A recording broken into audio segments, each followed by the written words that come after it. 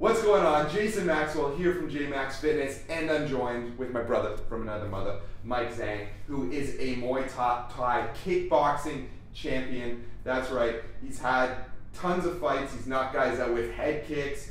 He is vicious, and as you can see here, he is the true champ. Actually, when we go into Muay Thai gyms in Toronto, people call him the champ. They're like, yo, what's up, champ? It's hilarious.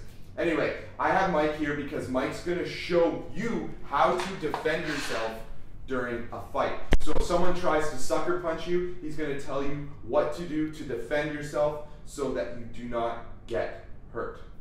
Cool. Yeah, thanks for having me. I'm really excited. So first and foremost, I want to just mention it's really important to avoid fights because in the real world, you don't know what the person has. You could have a gun, you can have a knife, and we're all just human. So your body is very fragile, yet can be deadly. So just keep that in the back of your mind, right? You never know what's out there. Secondly, so dealing with a punch, there's three ways to deal with it. You can block it, you can parry or intercept, and the third one is called avoiding it altogether, which is like slipping out of the way. Now, I'm going to demonstrate a technique for blocking it and countering it, which is most effective for using against a sucker punch in a street fight. Now, I'm going to assume the majority of people watching do not have a ton of experience. For example, I mean, you've never trained or been in front of somebody sparring for rounds and rounds and rounds. So this move is going to be a very probable move that can protect you and the essential parts of your body. The essential parts of your body is basically your chin, your jawline, up to your temple. The reason why this is really important is because the way our bodies are made is when we get punched in this area here, it sends a rattle to our brain and it forces our brain to be compressed against the back of your skull. When this happens, your body will shut down naturally because it's a mechanism to protect you. Basically, it's saying that whatever you're doing is bad and wrong, so you should stop doing it, and we're going to force you to stop doing it. This is why a lot of times in UFC, if you see a guy getting hit lightly on the chin, you can just see their legs give out, or starting to give out, or even just give out completely, and that's their body's automatic defense system to help them protect themselves. But in a street fight, you don't want your body to shut down. So you can get hit in the ribs, you can get hit in the top of the head, you could even break your nose, or even get a black eye. These things will hurt. But they're not going to shut you down, which is why you'll see in this move, I'm going to show you the most safe way for you to counter a sucker punch and get away with it. So first, the three ways to deal with a punch. The first one, Jason and I are going to get into a stance, and Jason's going to throw a straight right or right hand. The first one is called a block. Basically, what I'm going to do is just take the punch, boom, and basically block it completely. So he's still hitting me, but I'm blocking it. I can move a little bit to try to reduce the power. Number two is called a parry or an intercept, which basically means I'm going to move the punch out of the way. So if I can move it, or I can move it and then counter with my punch. That's called a parry/intercept. The third one is called a slip or an evade. So what I'm going to do is move out of the way when Jason throws the punch. It's crazy because I think I'm about to punch him and his head just moves out of the way. Like, it's the weirdest feeling. Yeah, so the thing is, Jason's actually trying to hit me.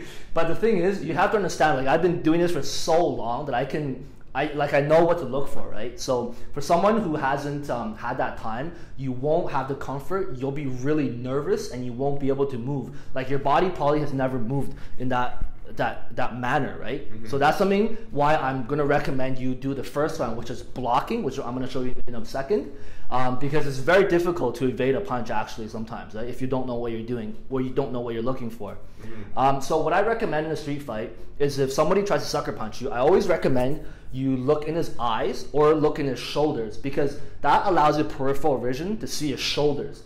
His shoulders are going to be the tell basically to the punch. Now, the most people in the world don't really know how to throw a punch properly, so they're going to throw it exactly like that in a looping punch, right? So what I want you to do in this situation is I want you to imagine you're combing your hair.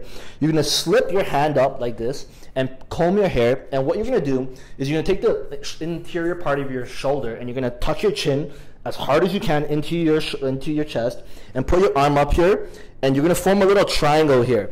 Your other hand is going to be right up against your chin, protecting your chin on both sides, and you're going to look at him.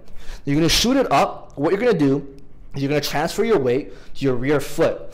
What this does is it reduces his power, and because your chin is tucked behind the shoulder, you're protected. At the same time, you're holding the back of your head like so, protecting your head. I understand your ribs are going to be exposed, and if in a real fight situation where I'm training with a skilled fighter and I see he's doing that, I might fake to the head and come into the body. But let's be honest, the majority of people in the street have no clue how to throw a punch, and when they're trying to sucker punch you, what are they doing, right? They're trying to hit you in the face. Exactly, right? So I want you to do something that's going to increase and maximize the probability of you safely getting out of there, which is by doing this, right? And slipping back. Now in this position, your foot is on your rear foot, your weight is on your rear foot, your hand is going to be up. What you're going to do is just rotate, pivoting back, and countering by throwing a straight right. You want to look straight down, what we call the pipe. You want to bring your arm out and flip it at the very end, and you want this other hand to still be right by your face. You're going to come from here, you're going to slip back, then turn, and boom, counter. You want to look at him in the chin and counter right here. Now, I understand in this situation, I'm an orthodox fighter, meaning I'm right-handed. You can be southpaw, and this may not work. Once again, I'm just giving you one technique that's going to probably help you in a situation. This won't work for every situation, but this probably will. So once again, you're going to slip back, you're going to counter, boom, by throwing your right hand, flipping your wrist at the very end, looking at his chin. Let's show them in on this side too. Okay. So from see here, both sides. From here, Back here a bit. From here we're going to go, and then we're going to slip, and then boom.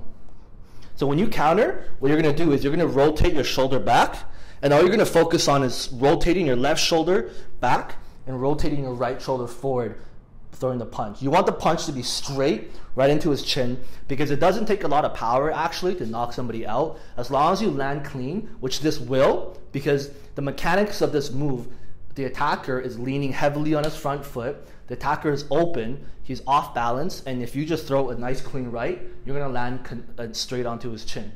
So that's it. Awesome. So yeah, practice that. Don't go out looking for fights or anything, but just keep that in your mind. If you ever do get in a situation where someone does sucker punch you, now you know, block, wind up, boom, punch them, and then try to get out of there. Stay safe. If you like this move, and if you like Mike Zhang, he has a brand new program coming out called Kickboxer Abs 2.0. Go to the link below to grab that program on sale for this week only.